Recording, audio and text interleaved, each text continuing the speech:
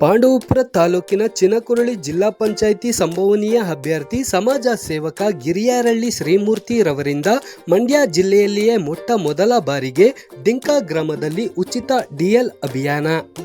ಚಿನಕುರಳಿ ಜಿಲ್ಲಾ ಪಂಚಾಯಿತಿ ವ್ಯಾಪ್ತಿಯ ಬನ್ನಂಗಾಡಿ, ಚಿನಕುರಳಿ, ಡಿಂಕ, ಹೊನಗಾನಹಳ್ಳಿ, ಗುಮ್ಮನಹಳ್ಳಿ ಗ್ರಾಮ ಪಂಚಾಯಿತಿ ವ್ಯಾಪ್ತಿಗೆ ಸೇರಿದ್ದ 40 ಗ್ರಾಮಗಳಿಗೆ ಮೇಲುಕೋಟೆ ವಿಧಾನಸಭಾ ಕ್ಷೇತ್ರದ ಶಾಸಕರಾದ ಶ್ರೀ ದರ್ಶನ್ ಪುಟ್ಟಣ್ಣಯ್ಯ ರವರ ಮಾರ್ಗದರ್ಶನದಲ್ಲಿ ಸಮಾಜ ಸೇವಕರಾದ ಚಿನಕುರಳಿ ಜಿಲ್ಲಾ ಪಂಚಾಯಿತಿ ಸಂಭವನೀಯ ಅಭ್ಯರ್ಥಿ ಗಿರಿಯಾರಳ್ಳಿ ಶ್ರೀಮೂರ್ತಿ ರವರಿಂದ 18 ವರ್ಷ ಮೇಲ್ಪಟ್ಟ ಬೈಕ್ ಸವಾರರಿಗೆ ಉಚಿತ ಡಿಎಲ್ ಅಭಿಯಾನ ಕಾರ್ಯಕ್ರಮ ದಿನಾಂಕ 21/3/2020 ಶನಿವಾರ ಡಿಂಕ ಗ್ರಾಮದಲ್ಲಿ ಅದ್ದೂರಿಯಾಗಿ ನೆರವೇರಿತು. ಕಾರ್ಯಕ್ರಮವನ್ನು ಮೇಲುಕೋಟೆ ವಿಧಾನಸಭಾ ಕ್ಷೇತ್ರದ ಶಾಸಕರಾದ ಶ್ರೀ ದರ್ಶನ್ ಪುಟ್ಟಣ್ಣಯ್ಯ ಗಿಡಕ್ಕೆ ನೀರಾಕುವ ಮುಖಾಂತರ ಗಣ್ಯರ ಜೊತೆ ಕಾರ್ಯಕ್ರಮಕ್ಕೆ ಚಾಲನೆ ನೀಡಿ ಉಚಿತ ಡಿಎಲ್ ಅಭಿಯಾನದ ಬಗ್ಗೆ ಗ್ರಾಮಸ್ಥರಲ್ಲಿ ಅರಿವು ಮೂಡಿಸಿದರು. ಈ ಸಂದರ್ಭದಲ್ಲಿ ಮಂಡ್ಯ ಜಿಲ್ಲೆ ಆರ್ಟಿಒ ಅಧಿಕಾರಿ ಸ್ವಾತಿ, ಕಾಂಗ್ರೆಸ್ ಕಿಸಾನ್ ಘಟಕದ ಅಧ್ಯಕ್ಷ CR Ramesh Chinakurali, PLD bank ಮಾಜಿ ಅಧ್ಯಕ್ಷ ಡಿಂಕ ಸೋಮಣ್ಣ, ತಮ್ಮಯ್ಯ, ಬಡ್ಡಿ ರಮೇಶ್, ಮಂಜುನಾಥ ಸ್ವಾಮಿ, ಯುವ ಮುಖಂಡರಾದ ಪ್ರಶಾಂತ್ ಕುಮಾರ್ ಎಸ್ಕೆ ಸಣಬ, ದೊಡ್ಡಬೋಗನಹಳ್ಳಿ ಮಂಜು, ರಾಸ ಹನುಮಂತೇಗೌಡ, ರಾಗಿಮುದ್ದನಹಳ್ಳಿ, ಶಂಕರ್, ನಂಜಪ್ಪ, ಡಿಎಲ್ ಮಾದೇವಣ್ಣ, ಕಾಯ್ ಚಂದ್ರು, ಅಂಗಡಿ ಮಾದೇವಪ್ಪ ಸೇರಿದಂತೆ ಗ್ರಾಮದ ಯಜಮಾನರು, ಯುವಕರು, ಮುಖಂಡರು, ಅಕ್ಕಪಕ್ಕದ ಊರಿನ ಗ್ರಾಮಸ್ಥರು, ಮುಖಂಡರು ಕಾರ್ಯಕ್ರಮದಲ್ಲಿ ಉಪಸ್ಥಿತರಿದ್ದರು.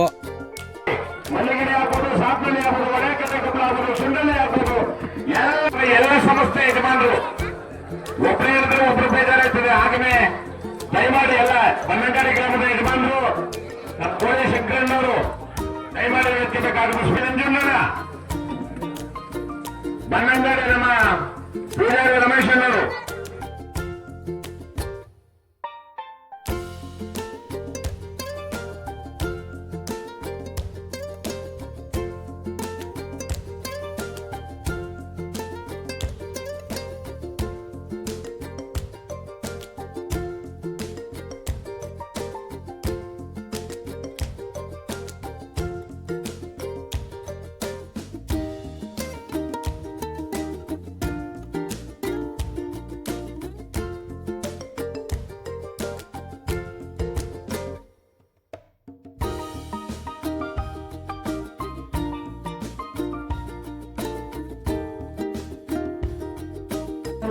ಅವರಿಗೆ ಹಾಗೂ ಡಿಂಕ ಗ್ರಾಮಸ್ಥರಿಗೆ ಮನಪೂರ್ವಕ. ನನಗೆ ಜಾಸ್ತಿ ಮಾತಾಡೋ ಅಭ್ಯಾಸ ಇಲ್ಲ, ಮತ್ತು ಇದರ ಫಂಕ್ಷನ್ಗಳಿಗೂ ನಾನು ಬಂದಿಲ್ಲ. ಇವರು ಶ್ರೀಯುತ ಶ್ರೀಮೂರ್ತಿ ಅವರು ನಿಮ್ಮೆಲ್ಲರಿಗೂ ಅನುಕೂಲ ಆಗಲಿ ಅಂತೇಳಿ ಉಚಿತವಾಗಿ ಡಿಎಲ್ ಪರವಾನಗಿಯನ್ನು ಕೊಡಿಸ್ತಾ ಇದ್ದಾರೆ. ಹಾಗಾಗಿ ಇದ್ರ ಸದುಪಯೋಗ ಪಡ್ಕೊಳ್ಳಿ. ನೀವು ಫಸ್ಟ್ ಮೊದಲೇ ಇತ್ತಂದರೆ ನೀವು ಆಫೀಸಿಗೆ ಬಂದು ಎಲ್ಲೆಲ್ಲರೂ ಅಪ್ಲೈ ಮಾಡಬೇಕಾಗಿತ್ತು. ಈಗ ಜನಗಳಿಗೆ ಅನುಕೂಲ ಆಗಲಿ ಅಂತ ಆನ್ಲೈನಲ್ಲೇ ಎಲ್ಲೆಲ್ಲರೂ ಅಪ್ಲೈ ಮಾಡಿ ಅಲ್ಲೇ ಟೆಸ್ಟ್ ಕಂಡಕ್ಟ್ ಮಾಡ್ತಾರೆ. ಟೆಸ್ಟ್ ಆದಮೇಲೆ 1 ತಿಂಗಳಾದ ನಂತರ ನಿಮಗೆ ಡಿಎಲ್ ಅಪ್ಲಿಕೇಶನ್ ತೊಗೊಳುತ್ತೆ. ಡಿಎಲ್ ಅಪ್ಲಿಕೇಶನ್ ತೊಗೊಂಡು ಡಿಎಲ್ ಅಪ್ಲೈ ಮಾಡಿ ಸ್ಲಾಟ್ ಬುಕ್ ಮಾಡಿ ನಮ್ಮ ಆಫೀಸಿಗೆ ಬರಬೇಕು. ಅಲ್ಲಿ ತನಕ ನಿಮಗೂ ನಮಗೂ ಪರಿಚಯ ಇರೋಲ್ಲ. ಮೊದಲಾಗಿದ್ದರೆ ಬರಬೇಕಿತ್ತು, ಕ್ಯೂ ಅಲ್ಲಿ ನಿಂತ್ಕೊಂಡು ಕಾಯಬೇಕಿತ್ತು. ಈಗ ಜನಗಳಿಗೆ ಅನುಕೂಲ ಆಗಲಿ ಅಂತ ಎಲ್ಲ ಆನ್ಲೈನ್ ಸರ್ವಿಸ್ ಮಾಡಿದ್ದಾರೆ. ಅದ್ರ ಸದುಪಯೋಗ ಪಡ್ಕೊಳ್ಳಿ. ಮತ್ತು ಎಲ್ಲರೂ ಡಿಎಲ್ ಮಾಡ್ಕೊಳ್ಳಿ. ಯಾಕಂದರೆ ಒಂದು ಸಲ ನಾವೇ ಆಗಿರ್ಬೋದು, ಪೊಲೀಸ್ ಡಿಪಾರ್ಟ್ಮೆಂಟ್ ಅವರೇ ಆಗಿರ್ಬೋದು, ಗಾಡಿ ಹಿಡಿದಾಗ ಡಿಎಲ್ ಇಲ್ಲ ಅಂದರೆ ದಂಡದ ಮೊತ್ತ ದುಬಾರಿ ಆಗಿದೆ. ಈಗ ಮೊದಲಾದರೆ ಕಡಿಮೆ ಇತ್ತು, ಈಗ ಎಲ್ಲನೂ ದುಬಾರಿ ಆಗಿದೆ. ಮತ್ತು ಗಾಡಿ ಡಿಎಲ್ ತೊಗೊಳೋದು ಒಂದೇ ಅಲ್ಲ, ಅದ್ರ ಜೊತೆಗೆ ಗಾಡಿ ಡಾಕ್ಯುಮೆಂಟ್ಸ್ನ ರನ್ನಿಂಗ್ ಇಟ್ಕೊಳ್ಳಿ. ಇನ್ಶೂರೆನ್ಸ್ ಆಗಿರ್ಬೋದು, ಎಮಿಷನ್ ಅಂದರೆ ವಾಯುಮಾಲಿನ್ಯ ತಪಾಸಣಾ ಪತ್ರ, ಅದನ್ನು ರನ್ನಿಂಗ್ ಇಟ್ಕೊಳ್ಳಿ. ಅಪಘಾತ ಆದಾಗಲೂ ಕೂಡ ಮೇಯ್ನಾಗಿ ಇದನ್ನು ಕೇಳ್ತಾರೆ, ನಿಮಗೆ ಬೇಕು. ಇದು ನಿಮ್ಮೆಲ್ಲರ ಹಕ್ಕು ಅಂತಲೇ ಹೇಳ್ಬೋದು ಇದನ್ನೆಲ್ಲ. Thank you. ಮತ್ತು ಏಜ್ ಲಿಮಿಟ್ ಇಲ್ಲ. ನೀವು ಎಷ್ಟು ಆರೋಗ್ಯವಾಗಿರ್ತೀರಾ, ಡಿಎಲ್ ತಗೊಳ್ಳೋದಕ್ಕೆ ಏಜ್ ಲಿಮಿಟ್ ಇಲ್ಲ. ಕಣ್ಣಿಂದೇನೂ ತೊಂದರೆ ಇರಬಾರ್ದು, ಮತ್ತು ನಿಮ್ಮ ಕೈಕಾಲುಗಳು ಗಟ್ಟಿಯಾಗಿರ್ಬೇಕಷ್ಟೇ. ಅದು 40 ವರ್ಷದ ಮೇಲವ್ರಿಗೆ ಒಂದು ಮೆಡಿಕಲ್ ಸರ್ಟಿಫಿಕೇಟ್ ಕೇಳ್ತೀವಿ. 18 ವರ್ಷದ ಮೇಲ್ಪಟ್ಟವರೆಲ್ಲ ಅಪ್ಲೈ ಮಾಡ್ಬೋದು. ದಯವಿಟ್ಟು ಸಣ್ಣ ಮಕ್ಕಳುಗಳಿಗೆ ಸಲಹೆ ಇದ್ದಾಗ ಗಾಡಿ ಕೊಡಬೇಡಿ. ಯಾಕಂದರೆ ಸಣ್ಣ ಮಕ್ಕಳುಗಳಿಗೆ ಗೊತ್ತಾಗಲ್ಲ. ಒಂದು ಕಾನೂನು ದೃಷ್ಟಿಯಲ್ಲಿ ನೋಡ್ಬೋದು, ಮತ್ತಾದರೆ ಮನೆಗೆ ಮಕ್ಕಳು ಈಗಂತೂ ಎಲ್ಲರೂ ಒಬ್ಬರು ಇಬ್ಬರು ಮಕ್ಕಳು ಇರ್ತಾರೆ. ಆಲ್ಮೋಸ್ಟ್ ಒಂದು ಮಗು ಇರೋದೇ ಜಾಸ್ತಿ. ನೀವು ಸಣ್ಣ ಮಗುಗೆ ಡಿಎಲ್ ಕೊಟ್ಟು ಕಾನೂನು ಪ್ರಶ್ನೆನೇ ಬೇರೆ. ಆ ಮಗುಗೆ ಏನಾದ್ರು ಅಪ್ಪ ಆದರೆ ಏನಾದರೂ ತೊಂದರೆ ಆದರೆ ಮತ್ತೆ ಮಗು ಬರೋಲ್ಲ. ಹಾಗಾಗಿ ಸಣ್ಣ ಮಕ್ಳಿಗೆ ಯಾರು ಕೊಡಬೇಡಿ. ಸಣ್ಣ ಮಕ್ಳಿಗೆ ಗಾಡಿ ಕೊಟ್ಟರೆ RC ಓನರ್ಗೆ ಜೈಲು ಆಗುತ್ತೆ, ಜೊತೆಗೆ ಫೈನು ಆಗುತ್ತೆ. ನೋಡ್ತೀವಿ 10 ವರ್ಷ 12 ವರ್ಷದ ಗಂಡ್ಮಕ್ಳುಗಳೆಲ್ಲ ಗಾಡಿ ತೊಗೊಂಡು ಹೋಗ್ತಿರ್ತಾರೆ. ಹೆಣ್ಮಕ್ಳು ತೊಗೊಂಡಿರ್ತಾರೆ, ಆದರೆ ಗಂಡ್ಮಕ್ಳು ಪ್ರಮಾಣ ಜಾಸ್ತಿ. ಅವರು ರೋಡಲ್ಲಿ ಹೆಂಗೆ ಹೋಗ್ಬೇಕು ಗೊತ್ತಿರಲ್ಲ, ಮತ್ತು ರೋಡಲ್ಲಿ ಅನುಸರಿಸುವಂಥ ಸೂಚನೆಗಳ ಬಗ್ಗೆ ಮಾಹಿತಿ ಇರಲ್ಲ. ಸುಮ್ಮನೆ ಗಾಡಿ ತೊಗೊಂಡು ಹೋಗ್ತಾ ಇರ್ತಾರೆ, ಆ ಕಡೆ ಈ ಕಡೆ ನೋಡಲ್ಲ, ಆಕ್ಸಿಡೆಂಟ್ ಮಾಡ್ತಾರೆ. ತಪ್ಪಾಗಿರುತ್ತೆ, ಆ ಗಾಡಿ ಮೇಲೆನೇ ಕೇಸ್ ಆಗುತ್ತೆ. ಮೊದಲೊಂದಿತ್ತು ಹೆಂಗೆ ಅಂದರೆ ಬೈಕ್ ಒಂದು ತಪ್ಪಾಗಿದ್ರು ಕೇಸು ಕಾರವ್ರ ಮೇಲೆ ಆಗ್ತಾ ಇತ್ತು, ಯಾವುದು ದೊಡ್ಡ ವಾಹನ ಇತ್ತು ಅದ್ರ ಮೇಲೆ ಆಗ್ತಿತ್ತು. ಈಗಾಗಲ್ಲ. ಅದು ಆಕ್ಸಿಡೆಂಟ್ ಸ್ಪಾಟ್ನಾಗ ವಿಸಿಟ್ ಮಾಡಿದಾಗ ಯಾರಿಂದ ತಪ್ಪಾಗಿದೆ ಎಲ್ಲನೂ ಅನಲೈಸ್ ಮಾಡ್ಬೋದು. ಮತ್ತು ಯಾರ ಕಡೆಯಿಂದ ಅಪಘಾತ ಆಗಿರುತ್ತೆ ಅವ್ರ ಮೇಲೆ ಕೇಸ್ ಆಗುತ್ತೆ. ಅಪಘಾತ ಅನ್ನೋದಕ್ಕಿಂತ ಮುಖ್ಯವಾಗಿರೋದು ಜೀವಕ್ಕೋಸ್ಕರ, ಜೀವ ಉಳಿಸ್ಕೊಳ್ಳೋದಕ್ಕೋಸ್ಕರ ರಸ್ತೆ ನಿಯಮ ಪಾಲಿಸಿ, ಮತ್ತು ಕಡ್ಡಾಯವಾಗಿ ಹೆಲ್ಮೆಟ್ ಹಾಕಿ, ಕಾರಲ್ಲಿ ಹೋದ್ರೆ ಸೀಟ್ ಬೆಲ್ಟ್ ಹಾಕಿ. ನಿಮ್ಮ ಜೀವ ನಿಮ್ಮ ಕೈಲಿದೆ. ನಮ್ಮನ್ನ ರೂಪಿಸ್ಬೇಕಾದ್ರೆ ನಮ್ಗೆಲ್ರೂ ಗೊತ್ತಿರಂಗೆ ಸಿಟಿಗೆ ಹೋದ್ರೆ DL, ಇನ್ಸೂರೆನ್ಸ್, RC ಕಾರ್ಡು ಪ್ರತಿಯೊಂದು ಚೆಕ್ ಮಾಡಿ ಬಿಡುವಂಥದ್ದು. ಅದರಲ್ಲೂ ನಮ್ಮ ಮಂಡ್ಯದ ಕಡೆ ಮೈಸೂರು ತುಂಬಾ ಜಾಸ್ತಿ ಇದೆ. ನಮ್ಮ ಅಕ್ಕಪಕ್ಕ ಕ್ಷೇತ್ರದಲ್ಲಿ ಪಾಂಡವಪುರದವರು ಮಂಡ್ಯಕ್ಕಿಂತ ಮೈಸೂರಿಗೆ ಸಂಪರ್ಕ ಜಾಸ್ತಿ. ಪ್ರತಿಯೊಂದು ಕೆಲಸಕ್ಕೂ ನೀವು ಮದುವೆ ಸಂದರ್ಭ ಆಗಿರ್ಬೋದು, ಯಾವುದೇ ರೈತರು ಬೆಳೆದಂತ ಬೆಳೆಗಳನ್ನ ನಾವು ಹೂವಿಂದ ಹಿಡಿದು ಪ್ರತಿ ತರಕಾರಿನ ಮೈಸೂರು ಮಾರ್ಕೆಟಲ್ಲೇ ಜಾಸ್ತಿ ಬಳಸೋದ್ರಿಂದ ನಮ್ಗೆ ಈ ಅಭಿಯಾನ ಮಾಡಿಕೊಳ್ಳಿಕ್ಕೆ ಎಲ್ಲ ಒಂದು ಇದೈತೆ. ಏನಾಯ್ತು ಅಂದ್ರೆ ಲಾಸ್ಟ್ ತಿಂಗಳು ಅಲ್ಪಳ್ಳಿ ಗ್ರಾಮದಲ್ಲಿ ಒಂದು ಇನ್ಸಿಡೆಂಟ್ ಆಯ್ತು. ಅಣ್ಣಂಗೆ ಗೊತ್ತಿರ್ಬೇಕಂತೀನಿ. ಒಂದು ಲಕ್ಷ್ಮೇಗೌಡರು, ಇನ್ನೊಬ್ರು ನಮ್ಮ ಅಂತರಾಳಿ ಸಿದ್ದೇಪುರ ಬಾಮ. ಇದು ಇಬ್ರು ನಮ್ಮ ಕಾರ್ಯಕರ್ತರೇನೆ, ಆಮೇಲೆ ನಮ್ಗೆ ಆತ್ಮೀಯರೇನೆ. ಇಬ್ರದ್ದು ಅದೇ ಗ್ರಾಮದಲ್ಲಿ ಬೇಬಿ ಬೆಟ್ಟ ಜಾತ್ರೆಯಲ್ಲಿ ಆಕ್ಸಿಡೆಂಟ್ ಆಯ್ತು. ಆಕ್ಸಿಡೆಂಟ್ ಆದಾಗ ಆ ಹುಡುಗಿಗೆ ಕಾಲು ಕೂಡ ಇದಾಗಿ ಏಟಾಗಿದೆ, ಕಾಲು ಹುಡುಗನ ಕೈ ಮುರಿದಾಗಿದೆ, ಕಣ್ಣೊಂದು ಏಟಾಗಿದೆ. ಇಂಥ ಸಂದರ್ಭ ನಮ್ದು ಕ್ಯಾತನಹಳ್ಳಿ ಸ್ಟೇಷನ್ ಬರುತ್ತೆ. ನಾವು ಈಗೇನಾಯ್ತು, ಈ ಘಟನೆಗಿಂತ ಹಿಂದೆ ಘಟನೆಗಳು ಸಹ ನಾವು ಹೋಗೋದು ಪೊಲೀಸ್ ಸ್ಟೇಷನ್ಗೆ, ಅಣ್ಣ ನನ್ನ ಕಡೆಯಿಂದ FIR ಮಾಡಿಸಿ, ಅಣ್ಣ ನನ್ನ ಕಡೆಯಿಂದ FIR ಮಾಡಿಸಿ, ಚಾರ್ಜ್ ಶೀಟ್ ಇದನ್ನ ನನ್ನ ಕಡೆಯಿಂದ ಹಾಕ್ಸಿ ಅಂತ. ನಾವಲ್ಲಿ ಏನಾಯ್ತು, ಏನು ನ್ಯಾಯ ಇದೆ ಆ ಕಡೆಯಿಂದ ಹಾಕ್ಸ್ಬೇಕಾಯ್ತದೆ. ಈಗೇನಾಯ್ತು 90% 80% DL ಇಲ್ದೇನೆ ಬೇರೆ ಗಾಡಿ ಕೊಡೋ, ಬೇರೆ ಇನ್ಸೂರೆನ್ಸ್ ಇದ್ದೋದಾಗ ಬೇರೆ ಗಾಡಿ ಕೊಡೋದು, DL ಇದ್ದೋದಾಗ ಬೇರೆ ಪಾರ್ಟಿ ತೋರಿಸೋದು. ಇದನ್ನ ಒಂದಿನ 2 ದಿನ ಮಾಡೋದು. ಆಮೇಲೆ ಈಗ ಆನ್ಲೈನ್ ತುಂಬಾ ಸ್ಪೀಡ್ ಇದೆ. ನಾವು ಎಲ್ಲಾದ್ರಲ್ಲೂ ಹೆಂಗ್ ಆನ್ಲೈನ್ ಮಾಡ್ತೀವಿ, ಅದ್ರ ಜೊತೆಗೆ ಎಲ್ಲ ಇಲಾಖೆನೂ ನಮ್ಮ ಜೊತೆಗೆ ಅವ್ರ ಹಿಂದೆ ನಾವು ಹೋಯ್ತಾ ಇರೋದು ಹೊರತು ಅವರು ಯಾವ್ದು ಎಲ್ಲ ಇಲಾಖೆನೂ ತುಂಬಾ ಅಪ್ಡೇಟ್ ಆಗಿರೋದ್ರಿಂದ ಅವ್ರ ಹಿಂದೆ ನಾವು ಹೋಯ್ತಾ ಇದೀವಿ, ನಮ್ಮಿಂದ ಅವ್ರು ಗೊತ್ತಿಲ್ಲ. ಈಗ ರಮೇಶ್ ಅಣ್ಣರು ಮೇಡಮ್ ಎಲ್ರು ವೈರಲ್ ಆಗ್ಬಿಡ್ತೈತೆ ಅಂತ. ನೀವು ಇನ್ಸೂರೆನ್ಸ್ ನ ಕ್ಲೈಮ್ ಮಾಡ್ಬೇಕಾದ್ರೆ RC ಕಾರ್ಡು, ಇನ್ಸೂರೆನ್ಸ್ ಏನು DL ಕಂಪಲ್ಸರಿ ಬೇಕು. ಈ ಇನ್ಸಿಡೆಂಟ್ ನಡೆದಾಗ ನಾವು ಯಾರಿಗೂ ಹೇಳಿಕ್ಕಾಗಿಲ್ಲ, ಆ ಸ್ಟೇಷನ್ಗೆ ಯಾರ ಪರನೂ ಹೇಳಿಕ್ಕಾಗಿಲ್ಲ, ಯಾರು ವಿರೋಧನೂ ಹೇಳಿಕ್ಕಾಗಿಲ್ಲ. ಅದ್ರ ಬದಲು ಒಂದು ಸುಮಾರು 9:30 10 ಗಂಟೆ ಚರ್ಚೆ ಮಾಡಿದ್ವಿ, ಏನ್ ಮಾಡೋಣ ಅಂತ. ಅವಾಗ ಈಗ ಪ್ರತಿದಿನ ನಾನು ಸ್ಟೇಷನ್ಗೆ ಅಲ್ಲಿ ಇದಕ್ಕೆ ಸಿಟಿಲಿ ಹಿಡಿದಾಗ ಹೇಳೋ ಬದಲು ಒಂದು ಶಾಶ್ವತ ಪರಿಹಾರ ಕೊಟ್ಬಿಟ್ರೆ ನಮ್ಮ ಜಡ್ಪಿ 5 ಕ್ಷೇತ್ರ ಐತೆ.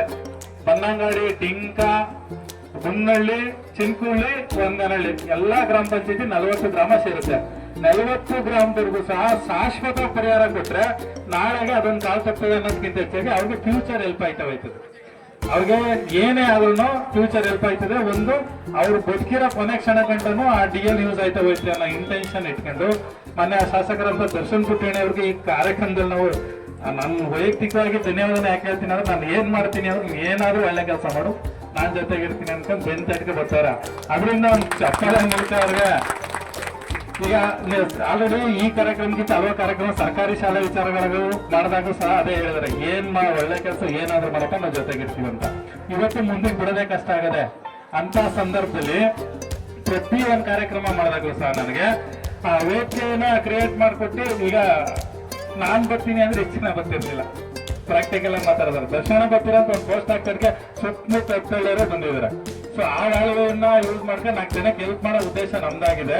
ಆದ್ರಿಂದ ಈಗ ಆಟೋ ಮೇಡಮ್ ಕರ್ಸ್ಬೇಕಾದ್ರೆ ದರ್ಶನ 1 ಕಾಲ್ ಸಾಕು, ನಾನು 10 ಕಾಲ್ ಬೇಕು ಅವ್ರ ಮುಂದೆ ಹೇಳಿಕ್ಕೆ. ಏನು ದರ್ಶನ 1 ಕಾಲ್ ಸಾಕು, ಈ ಟೈಮ್ ಇರ್ಬೇಕು. ಇಲ್ಲ ದರ್ಶನ ಬರ್ಲಿಲ್ಲ ಅವ್ರು ಇಷ್ಟೊತ್ತು ಇರ್ತಾನೆ ಇರ್ಲಿಲ್ಲ. ಅವರು 4 ಗಂಟೆಗೆ ಮುಂದೆ ಒಂದು 50 ಬಾರಿ ಕೇಳೋರು ನನ್ನ, ಹೋಗ್ಲಾ ಅಂತ. MLR ಹತ್ರ ಹೋಯ್ತೀನಿ ಅಂದ್ರೆ ಹೋಗಿ ಮೇಡಮ್ ಅಂತ. ಹಂಗಿರುವಂತ ಸಂದರ್ಭದಲ್ಲಿ ಕೂತಿದಾರೆ. ಹಂಗೆ ಅವ್ರಿಗಿರೋ ಪರಿವಾರನ ನಮ್ಗೂ ಯೂಸ್ ಮಾಡಿ ಸಪೋರ್ಟ್ ಮಾಡ್ತಾರೆ. ಹಾಗೆ ಬೇರೆಯವರಷ್ಟೇ ಏನ್ ಮಾಡ್ತೀನಿ ಅಂದ್ರೆ ಸಪೋರ್ಟ್ ಮಾಡ್ತಾರೆ. ಈ ಸಾಧಾರಣ ಗುಣ ಇರೋಂತ ನಮ್ಮ ದರ್ಶನ್ ಪುಟ್ಟಣಿ ಅವರು ನಮ್ಮನ್ನಂತ ಎಷ್ಟೋ ಯುವಕರುಗಳಿಗೆ ಮಾರ್ಗದರ್ಶನ ಮಾಡ್ತಾರೆ. ಹಾಗೆ ಮುಂದಿನ ದಿನಗಳು ಏನೇನ್ ಮಾಡ್ಬೇಕು ಅಂತ ಅನ್ಕೊಂಡಿದ್ದಾರೆ ಅಂದ್ರೆ ಕಂದಾಯ ಇಲಾಖೆಯಲ್ಲಿ ಬರೋದಾದ್ರೆ ನಾನು ನೆಕ್ಸ್ಟ್ RTO ಏನು DL ಮುಗೀತದೆ, DL ಮುಗಿದ ತಕ್ಷಣ ಕಂದಾಯ ಇಲಾಖೆಯಲ್ಲಿ ಒಂದಷ್ಟು ಕೆಲಸಗಳು ತಗೋತೀವಿ. ಮೇ ಬಿ ಒಂದು ಮೇಡಮ್ ಹೇಳ್ದಂಗೆ 1 ತಿಂಗಳು ಅಂತ ಹೇಳಿದ್ರೆ, ಸೊ ನಮ್ಗೆ 2 ರಿಂದ 3 ತಿಂಗಳು ಬೇಕು. ಯಾಕೆಂದ್ರೆ ನನಗೆ ಸುಮಾರು 4,000 ಅರ್ಜಿ ಹತ್ರ ಬರ್ತಾ ಇದೆ. 4,000 ಅರ್ಜಿ ಅಂತಂದ್ರೆ ಈಗ ನಾವು ಒಂದನ್ನ ಅಪ್ಲಿಕೇಶನ್ ಹಾಕಿ ಪುನಃ ಅದನ್ನ ಅಪ್ಲಿಕೇಶನ್ ಇಡಿ. ಯಾಕೆಂದ್ರೆ ನನಗೆ ಬೆಳಗ್ಗೆ 6 ಗಂಟೆಗೆ ಸ್ಟಾರ್ಟ್ ಆಗ್ತೈತೆ ಫೋನು, ಅಣ್ಣ ನಾನು ಕೊಟ್ಟು 3 ದಿನ ಆಯ್ತು ನಂಗೆ ಇನ್ನೂ DL ಬಂದಿಲ್ಲ ಅಂತ. ನಂಗೆ ಕೊಟ್ಟು 3 ದಿನ ಆಯ್ತು ನಂಗೆ DL ಬಂದಿಲ್ಲ ಅಂತ 6 ಗಂಟೆ 11 ಗಂಟೆ ಫೋನ್ ಬರ್ತೈತೆ. ಅದರಿಂದ ಇನ್ನೊಂದ್ಸಲ ವೇದಿಕೆ ಹೇಳಿಕ್ಕೆ ಇಷ್ಟಪಡ್ತೀನಿ. ಏನಂದ್ರೆ ನಾವು ಅರ್ಜಿ ಹಾಕಿ ಅರ್ಜಿ ನಂಬರ್ ತಗೊಂಡು ಪುನಃ LLRಗೆ ಅಪ್ಲೈ ಮಾಡಿ ಆ ಎಕ್ಸಾಮ್ ಪಾಸ್ ಮಾಡಿ ಆ exam fees next DL fees ಕಟ್ಟಿದ್ಮೇಲೆ ಮೇಡಮ್ ಡ್ರೈವ್ ಹೋಯ್ತದೆ. ಅವಾಗ ಪುನಃ ನಾವು ಅಲರ್ಟ್ ಮಾಡಿ ನಿಮ್ಮ ಸ್ಲಾಟ್ ಅನ್ನ ತಗೋತೀವಿ. ನಿಮ್ಮ ಸ್ಲಾಟ್ ತಗೊಂಡು ನಿಮ್ಗೆ ಫೋನ್ ಮಾಡ್ತೀವಿ ನಾವು. ಈ ಉದಾಹರಣೆಗೆ ಬನ್ನಂಗಡಿ ದೇವರಾಜು ಈ ಸ್ಲಾಟ್ 1 ಗಂಟೆಗೂ 12 ಗಂಟೆಗೂ ಬಂದೈತೆ ಅಂತ ಅರ್ಧ ಗಂಟೆ ಮುಂದಾಗಿರ್ಬೇಕು. ಆಮೇಲೆ ಗಾಡಿ ಎಲ್ಲ ಓಡಿಸಿ ಬರ್ಬೇಕು. ಗಾಡಿ ಓಡಿಸ್ತೀನಿ DL ಕೊಡ್ಲಿಲ್ಲ ಅಂತ ನನ್ನ ಮೇಲೆ ಅಪ್ಪಣೆ ಓಡಿಸ್ಬಿಡಿ. ನಿಮ್ಮ ಗಾಡಿ ಅವ್ರು ಏನಿರುತ್ತೆ ಅದನ್ನ ಸರ್ಕಾರಿ ಕಾನೂನು ಚೌಕಟ್ಟು ಏನಿದೆ RTO, ಆ ಕಾನೂನು ಚೌಕಟ್ಟೊಳಗೆ ನೀವೆಲ್ಲ ಸಪೋರ್ಟ್ ಮಾಡ್ಬೇಕು. ಬೇರೆ ಸರ್ಕಾರಿ ಫೀಸು ಅಪ್ಲಿಕೇಶನ್ ಫೀಸು ಏನಿದ್ರು ನಾನು ನೋಡ್ಕೊತೀನಿ. ಸರ್ಕಾರಿ ಇದು ಏನಾಯ್ತು ಎಕ್ಸಾಮ್ ನೀವು ಪಾಸ್ ಮಾಡ್ಕೋಬೇಕು. ಇಲ್ಲೇ ಎಲ್ಲೆಲ್ಲಾರ್ಗು ನಾವು ಗೈಡ್ ಮಾಡ್ತೀವಿ, ಅದನ್ನ ನಾವು ಪಾಸ್ ಮಾಡಿಸ್ಕೊಡ್ತೀವಿ. ಬಟ್ ಗಾಡಿ ಓಡಿಸುವಾಗ ಮಾತ್ರ ಅಲ್ಲಿ ಇದು ಮಾಡ್ಬೇಕು. ಆಮೇಲೆ ನಾವು ದರ್ಶನಂಗೆ ನಾವು ಒಂದು ಫೋನ್ ಮಾಡೋ ಇವ್ರು ಒಬ್ಬರದು ಅಂತ ನಾನು ಕೇಳಲ್ಲ. ಯಾಕೆಂದ್ರೆ ನಾವೇ ಈಗ ಆಲ್ಮೋಸ್ಟ್ ಎಲ್ಲ ತಡೆಗೆ ನಿಂತಿದೀವಿ, ತಿರ್ಗಿ ನಾವೇ ಸಪೋರ್ಟ್ ಮಾಡ್ದಂಗೆ ಆಗೋಯ್ತು. ಅದರಿಂದ ಗಾಡಿ ಓಡಿಸೋರು ಮಾತ್ರ ಎಲ್ಲರೂ ಕೊಡಿ. ಆಮೇಲೆ ಆಲ್ರೆಡಿ ಹೋದ್ರೆ ಎಕ್ಸಾಮ್ ಇದು ಒಂದು 70-75 ಏಜ್ ಇದ್ದಾರೆ ಹೇಳಿದ್ರು. ನಾನು ಅವಾಗಲೇ ಮೇಡಮ್ ಹೇಳಿಕ್ಕಿಂತ ಮುಂಚೆ ಅದೇ ನಿಮ್ಮ ಕಣ್ಣು ಎಲ್ಲ ಚೆಕ್ ಮಾಡ್ತಾರೆ. ಸೊ ಎಲ್ಲೂ ಕರೆಕ್ಟ್ ಆಗಿತ್ತು ಅಂದ್ರೆ ಕೊಡ್ತಾರೆ, ಇಲ್ಲ ಅಂದ್ರೆ ಏನೋ ರಿಜೆಕ್ಟ್ ಆದ್ರೆ ಪುನಃ ನಾವು ನಿಮ್ಗೆ ಫೋನ್ ಮಾಡಿ ಇನ್ಫಾರ್ಮ್ ಮಾಡ್ತೀವಿ ನಿಮ್ದು ಎಲಿಜಿಬಲ್ ಆಯ್ತಾ ಇಲ್ಲ ಅಂತ. ಯಾಕೆಂದ್ರೆ ನಾನು ಈಸ್ಕೊ ಹೋದ್ರು ನಂದು ಕೊಡ್ಲಿಲ್ಲ ಅನ್ನೋದು ಬೇಡ, ಪುನಃ ನಾವು ಫೋನ್ ಮಾಡಿ ಇನ್ಫಾರ್ಮ್ ಮಾಡ್ತೀವಿ. ಗಿರಿಯಣ್ಣ ಇವರೆಲ್ಲರೂ ಸಹ ನಾವು ಫೋನ್ ಮಾಡೋದು ವೇದಿಕೆ ಮಾಡಿಸಿ ಸಾರಿಸಿ ಎಲ್ರಿಗೂ ಅವ್ರ ಮನೆಗೆ ಅಪ್ಲಿಕೇಶನ್ ಕಲೆಕ್ಟ್ ಮಾಡಿ ಇಷ್ಟು ಸಪೋರ್ಟ್ ಮಾಡೋದು ನಾನು ಕೆಲಸ ಮಾಡಿ ಕಡಿದೀನಿ. ಆಮೇಲೆ ಇದೊಂದೇ ಗ್ರಾಮಲ್ಲ ಗುಮ್ಮಳ್ಳಿ ಆಗಿರ್ಬೋದು ಅವರೆಲ್ಲ ಅವ್ರವರೇ ಕಲೆಕ್ಟ್ ಮಾಡ್ಕೊಂಡು 4,000 ಅರ್ಜಿ ಬರ್ಬೋದು ಅಂತ ಅನ್ಕೊಂಡಿದೀವಿ. ಸೊ 4,000 ರೂಪಾಯಿ ಮಾಡ್ತೀವಿ. ಒಂಚೂರು ನಾವು ಜನದಲ್ಲಿ ಏನ್ ಕೇಳ್ಕೊತೀವಿ ಅಂದ್ರೆ ಒಂದು ಸ್ವಲ್ಪ ಕಾಲಾವಕಾಶ ಕೊಡಿ. ನಮ್ಗೆ ಒಂದು 10-20 ಅರ್ಜಿ ಮಾಡ್ತೀವಿ. ತಪ್ಪು ಹಾಕ್ಬಿಟ್ರೆ ಪುನಃ ನನಗೆ ನಾನು ಕಟ್ಟಿರೋ ದುಡ್ಡು ಹೋಯ್ತದೆ, ನಿಮ್ದು ಸಮಯ ಹೋಯ್ತದೆ. ಆಮೇಲೆ ಇನ್ನೊಂದು OTP ವಿಚಾರವಾಗಿ ದಯಮಾಡಿ ನಾವೇ ನಿಮ್ಮನ್ನ ಸಂಪರ್ಕ ಮಾಡಿ ಡೈರೆಕ್ಟ್ ಆಗಿ ಬಂದು OTP ತಗೋತೀವಿ. ಯಾಕೆ ಹೇಳ್ತೀನಿ ಅಂದ್ರೆ ನೀವು OTP ಮಿಸ್ ಆಗಿ ಹೇಳಿದ್ರೆ ನಿಮ್ಮ ಬ್ಯಾಂಕಿನ ಹಣ ಏನಾದ್ರೂ ಮಿಸ್ ಆಗ್ಬೋದು. ಅದರಿಂದ ನಾವೇ ನಿಮ್ಮ ಖುದ್ದಾಗಿಲ್ಲ ಗ್ರಾಮಕ್ಕೆ ಬರ್ತೀವಿಲ್ಲ ನಾವು. ಆಮೇಲೆ ಇನ್ನೊಂದು ಏನ್ರೆ ಅಲ್ಲೆಲ್ಲ ನಿಮ್ಮವ್ರ ಅಂಗಡಿಗಳನ್ನ ಯೂಸ್ ಮಾಡ್ಕೊತಾ ಇದ್ದೀನಿ. ಯಾಕೆ ನಾನು ಒಂದೊಂದು ಊರಲ್ಲಿ ಆಫೀಸ್ ಮಾಡಿಕ್ಕಾಗಲ್ಲ. ಅದರಿಂದ ನಿಮ್ಮ ಗ್ರಾಮದಲ್ಲಿ ಒಂದೊಂದು ಅಂಗಡಿಗಳು ಯೂಸ್ ಮಾಡ್ಕೊಂಡು ಆ ಅಂಗಡಿ ಹತ್ರ ಕರೆದಾಗ ದಯಮಾಡಿ 10-20 ಜನ ನಾವು ಫೋನ್ ಮಾಡ್ತೀವಿ, ಅವ್ರು ಮಾತ್ರ ಬರಬೇಕು. ಒಂದು OTPನ ನಾವು ಬೇರೆ ಯಾರಿಗಾದ್ರೂ ಹೇಳಿ ಹೋಗ್ಬೇಡಿ, ನಿಮ್ಮ ಖಾತೆಯಲ್ಲಿ ಹಣನ ಸೆಟ್ ಆಗ್ಬೋದು. ಅದರಿಂದ ಇದೊಂದು ಸಪೋರ್ಟ್ ಮಾಡಿ. ಆಮೇಲೆ ನೆಕ್ಸ್ಟ್ ಏನಂತಂದ್ರೆ ಕಂದಾಯ ಗ್ರಾಮಕ್ಕೆ ಬರ್ತೀನಿ ಅಂತ ಹೇಳಿದ್ರು. ಕಂದಾಯ ಈಗ ನೆಕ್ಸ್ಟ್ ಕಂದಾಯ ಇಲಾಖೆಗೆ ಬರೋದಾದ್ರೆ ನಾವು ಉಚಿತವಾಗಿ ಮಾಡಿ ಪ್ರಯತ್ನ ಪಡ್ತೀವಿ. ಈಗ ದರ್ಶನಾರ್ಧ ಸ್ಕೀಮ್ ಒಂದು ಯೋಜನೆ ಇದೆ, ಸರ್ಕಾರಿ ಸೇವೆ ಮನೆ ಬಾಗಿಲಿಗೆ ಅಂತ. ಈಗ ಸರ್ಕಾರಿ ಸೇವೆ ಮನೆ ಬಾಗಿಲಿಗೆ ಆಲ್ರೆಡಿ ನಾವು ಒಂದು 5 ಪಂಚಾಯತಿ ನೋಡಿದೀವಿ. ಒಂದು 100% ಆದ್ರೂ 70% ಅಂತೂ ನಾವು ಕಂಪ್ಲೀಟ್ ಮಾಡ್ತಾ ಇದೀವಿ. 70% ನೀವು 30% ಯಾವ್ದು ಆಯ್ತೈತೆ ಕಂದಾಯ ಇಲಾಖೆ ಆಯ್ತೈತೆ, RDPR ಆಯ್ತದೆ, ಪಂಚಾಯತ್ ರಾಜ್ ಏನೈತೆ.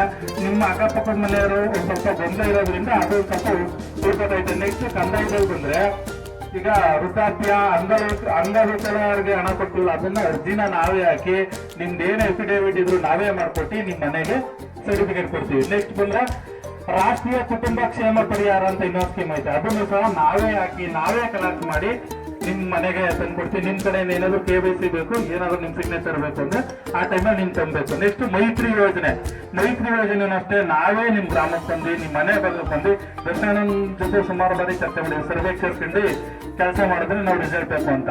ಈಗ ನೋಡಿ ಶಾಸಕರಾಗ್ಲಿ ಜನಪ್ರತಿನಿಧಿ ಆಗಲಿ ನಾವು ಫ್ಲೋರ್ ಮಾಡಿ ನಾವು ಡ್ರೈನೇಜ್ ಮಾಡಿದ್ರೆ ಕೆಲಸ ಅಲ್ಲ.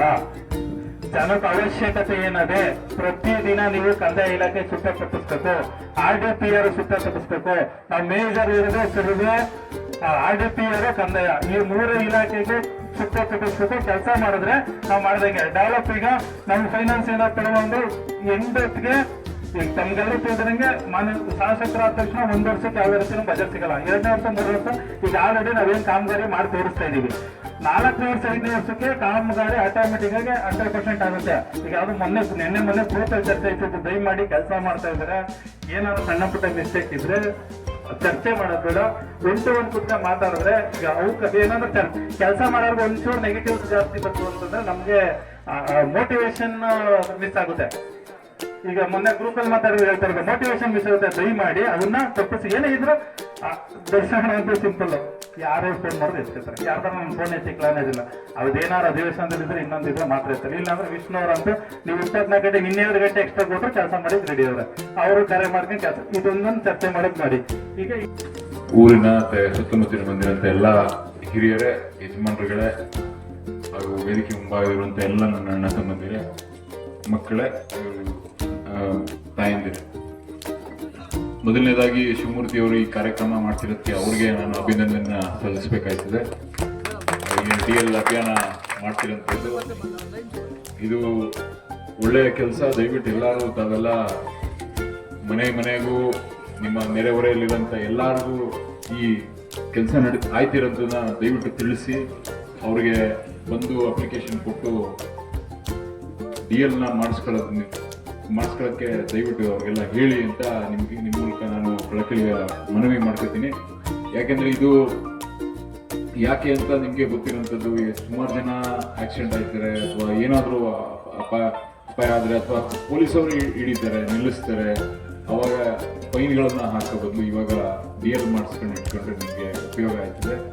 ಪ್ಲಸ್ ನೀವು ಹೇಳ್ದಂಗೆ ಇಲ್ಲಿ ಅಧಿಕಾರಿಗಳು ಅವ್ರೂ ಕೆಲವು ಸತಿ ಏನು ನಿಮಗೆಲ್ಲ ಸಹಾಯ ಮಾಡೋಕ್ಕಾಗಲ್ಲ, ಏಕೆಂದರೆ ಎಲ್ಲ ಡಾಕ್ಯುಮೆಂಟ್ ಆಗಿರ್ತದೆ. ಅದ್ರ ಜೊತೆಗೆ ಅವರು ಫೋಟೋ ಹೊಡೆದು ವಾಟ್ಸಪ್ಪಲ್ಲೂ ಹಾಕೊಂಡಿರ್ತಾರೆ.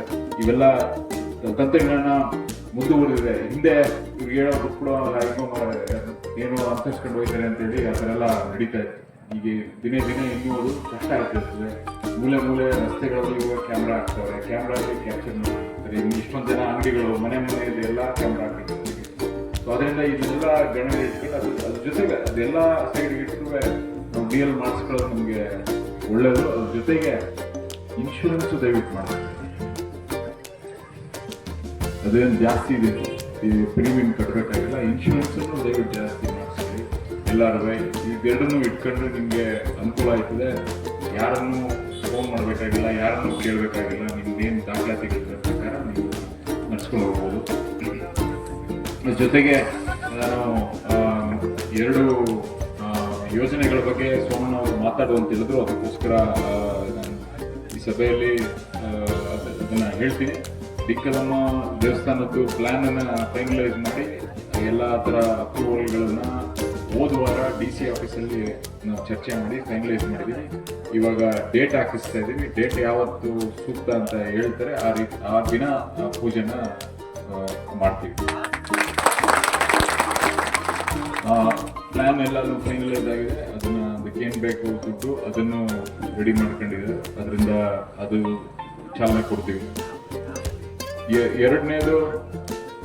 ಎರಡನೇದು ಏತ ನೀರಾವರಿ ಬಗ್ಗೆ ನಾವು ಕಳೆದ 2 ವರ್ಷಗಳಿಂದನೂ ಸುಮಾರು 2.5 ವರ್ಷಗಳಿಂದನೂ ಅದ್ರ ಬಗ್ಗೆ ನಾವು ಚಾಲನೆ ಕೊಡೋಕ್ಕೆ, ಅಂದರೆ ಈಗ ನಿಂತೋಗಿದೆ. ಮಧ್ಯ ಫಾರೆಸ್ಟಿಂದ ಅಪ್ರೂವಲ್ ತಗೋಬೇಕಾಗಿತ್ತು, ಅರಣ್ಯ ಇಲಾಖೆಯಿಂದ ಅಪ್ರೂವಲ್ ತಗೋಬೇಕಾಗಿತ್ತು. ಅರಣ್ಯ ಇಲಾಖೆ ಇಲ್ಲಿ ನಮ್ಮ ರಾಜ್ಯದಲ್ಲಿ ಅಪ್ರೂವಲ್ ತೆಗೆಸಿ ಆಮೇಲೆ ದೆಹಲಿಯಿಂದ ಅಪ್ರೂವಲ್ ತಗೋಬೇಕಾಗಿತ್ತು. ಯಾಕಂದರೆ ನಿಮಗೆ ಗೊತ್ತಿರೋಂಥದ್ದು, ಅರಣ್ಯ ಅಂದ ತಕ್ಷಣ ನಮಗೆ ಒತ್ತುವರಿ ಮಾಡಿರಲಿ ಅಥವಾ ಅಲ್ಲಿ ಉಳುಮೆ ಮಾಡ್ತಿರ್ಲಿ, ಅದು ತುಂಬ ಕಠಿಣ ಕ್ರಮನ ಸರ್ಕಾರದಿಂದ ತಗೋತಾ ಇದ್ದಾರೆ. ಯಾಕೆ ಅಂತ ಹೇಳಿದ್ರೆ, ಅರಣ್ಯದನ್ನು ಉತ್ಕೊಬಿಟ್ರೆ ನಮಗೆ ಬೇಕಾಗಿದ್ದಂಥ ಲ್ಯಾಂಡ್ಗಳು ಇನ್ನೂ ಸಿಗಿಲ್ಲ. ನಾವೆಲ್ಲ ನಮ್ಮ ಹಳ್ಳಿಗಾಡಿನಲ್ಲಿ ಏನು ಅರಣ್ಯ ಇಲಾಖೆಯಿಂದ ಲ್ಯಾಂಡ್ಗಳಿವೆ ಅದನ್ನೆಲ್ಲ ಪ್ರೊಟೆಕ್ಟ್ ಮಾಡಬೇಕು ಅಂತ ಕೇಂದ್ರ ಸರ್ಕಾರದಿಂದನೇ ಆದೇಶ ಆಗಿರೋದ್ರಿಂದ ಅದನ್ನು ರಿಸರ್ವ್ ಫಾರೆಸ್ಟ್ ಅಂತ ನಿಮಗೆ ಗೊತ್ತಿರೋಂಥದ್ದು. ಅದಕ್ಕೋಸ್ಕರ ಸೊ ಅದರಿಂದ ಅಪ್ರೂವಲ್ಗಳೆಲ್ಲ ಸಿಕ್ಕಿದೆ. ಈಗ ಕೆಲಸ ಚಾಲನೆ ಮಾಡ್ತೀವಿ. ಚಾಲನೆ ಈಗಾಗಲೇ ಆಗಿರಬೇಕು. ಅದು ನಿಮಗೆ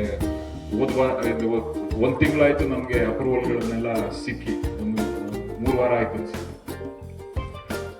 ಅದರಿಂದ ಅದು ಕೆಲಸ ಮುಗಿಸಿ ನಿಮಗೆ ಏನು ಯೋಜನೆ ಶುರುವಾಗಿತ್ತು ಅದನ್ನು ನಾವು ಎಲ್ಲ ಥರ ಸಿದ್ಧತೆಗಳನ್ನು ಮಾಡ್ತಿದ್ವಿ.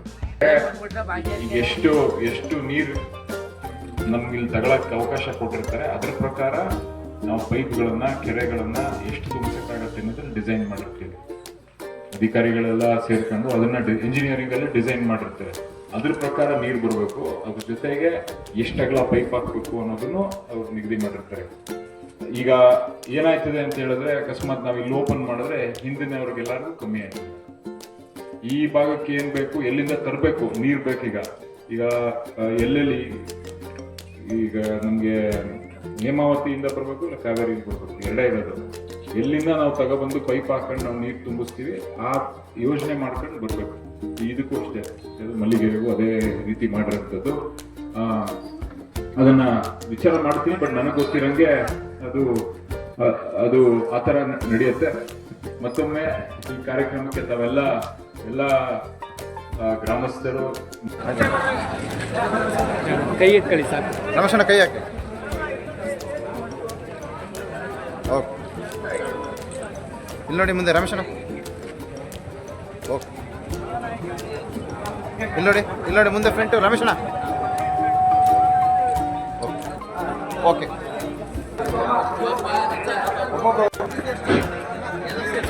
ಈಗ ಬಿಡಿ ಬಿಡಿ ಅಲ್ಲೇ ಕೊಡಿ, ದಯವಿಟ್ಟು ಆ ಕಡೆ ಕೊಡಿ.